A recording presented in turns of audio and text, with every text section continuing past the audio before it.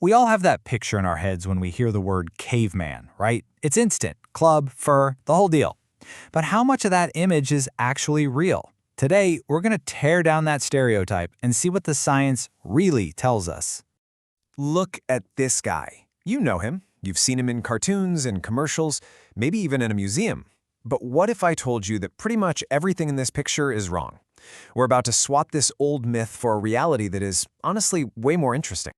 So let's just lay it all out there. The classic caveman starter pack, right? You've got the one-shoulder fur tunic, the giant club, the slouched ape-like walk, and of course, a very simple vocabulary. We're talking ooga booga. And oh yeah, he's probably got a pet T-Rex.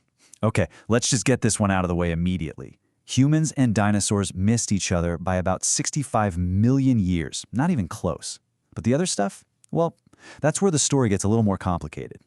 To really get why we picture cavemen this way, we have to rewind the clock. We need to go back to the very first time scientists tried to piece together what our ancestors were like, because the way they saw them, well, it set the stage for more than a century of misunderstanding. You can actually trace this image of a hunched-over, brutish creature to one specific moment. Back in 1911, a paleontologist named Marcellin Boule put together a Neanderthal skeleton.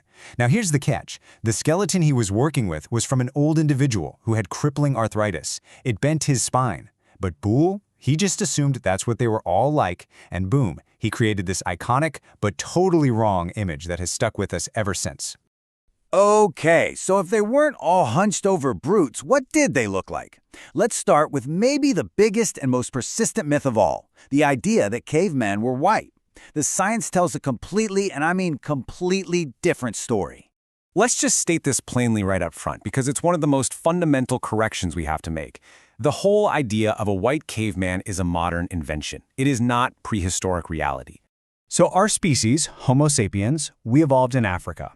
And the science on this is crystal clear. For the vast, vast majority of our time on Earth, every single human had dark skin. It wasn't a choice. It was a critical adaptation to protect against the intense UV radiation near the equator. And this timeline really puts it into perspective. Our species is about 300,000 years old. But the genes for light skin, they only became common in Europe about 8,000 years ago. Think about that. That means for over 95% of human history, the idea of a white person just didn't exist. In fact, for tens of thousands of years after humans got to Europe, they still had dark skin. And get this, genetic analysis of early Europeans shows a combination you almost never see today: dark skin and blue eyes. The first Europeans looked nothing like the stereotype we all have in our heads. All right, let's move on to another huge myth: their lifestyle and what they ate. We have this idea that the invention of farming was this incredible, game-changing leap forward for humanity. But was it really? The evidence might just shock you. Just look at this comparison. On the left, you got the hunter-gatherer diet. It's incredibly diverse. Wild game, all kinds of plants, insects, you name it. They ate whatever was available. Now look at the right. That's the early farmer's diet. All of a sudden, it gets super restricted. You're relying on just a handful of crops and a few domesticated animals. And that had massive consequences. The story we usually tell is that farming made life better, healthier, easier. But the actual archaeological evidence? It suggests the exact opposite happened, especially when it came to what people were eating. The agricultural revolution was, in many ways, a huge step backward for human health. Yeah, the shift to farming brought a ton of new problems. When you rely on just one or two crops, you get widespread nutritional deficiencies. And get this, life expectancy actually went down. And the work? Farming was often way harder, more back-breaking labor than hunting and gathering ever was. Our hunter-gatherer ancestors were, by many measures, healthier and better off than the first farmers who came after them. Okay, but what about the whole ooga booga thing? This idea that our ancestors were just simple-minded brutes. Well, when you actually look at the archaeological record, you find a world that is just filled with culture, with symbolism, and with something that looks a whole lot like love and compassion. This is really the heart of it, isn't it? Were they just surviving? Just hunting, eating, sleeping, and repeating? Or was there something deeper going on in those minds? The evidence says there was so much more. I mean, the evidence we have is just incredible. They buried their dead with ornaments and ceremony. They made jewelry. They crafted musical instruments like bone flutes. They created art that still takes your breath away today. And maybe the most human thing of all, they cared for each other. We have skeletons of individuals who lived for years with horrible, debilitating injuries. That is simply impossible unless you have a dedicated group of people caring for you. This wasn't a world of brutes. This was a world of complex, caring, creative human beings. Now, it's probably helpful to quickly clarify who we're even talking about.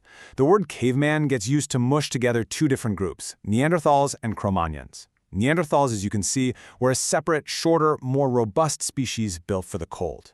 Cro-Magnon is just an old term for the first anatomically modern humans, Homo sapiens, our own species, who showed up in Europe. They looked a lot like us. And you know that idea that we're all just walking around with a caveman brain that hasn't changed in 100,000 years? Yeah, that's a myth too. Genetic research shows that our genome, and especially the parts that have to do with how our brains work, has been evolving really, really fast. We are not just prehistoric people with iPhones. Our biology is still very much in motion. So, if the science is so clear on all of this, why is that old stereotype of the brutish, white caveman so hard to get rid of? Well, the answer says a lot more about our own recent history than it does about prehistory. You can pretty much boil down how this myth got started into 3 simple steps. 1. The first big, famous fossils of ancient humans just happened to be discovered in Europe. 2. The 19th century European scientists who studied them naturally saw the world through their own biased lens, and they framed human history as a European story. And 3. Pop culture grabbed that image and ran with it, burning it into our collective imagination for generations. Basically, the story of where we all came from was first told by Europeans, based on discoveries in Europe and for a European audience. So as this quote says, the whole framework was built on that bias. Is it really any surprise that the first reconstructions of ancient humans ended up looking a lot like the people who were making them? And really, that's the big takeaway here, isn't it? Tearing down the caveman myth shows us just how easily our own biases can shape the way we see the past. And it makes you wonder. It forces you to ask a much bigger question.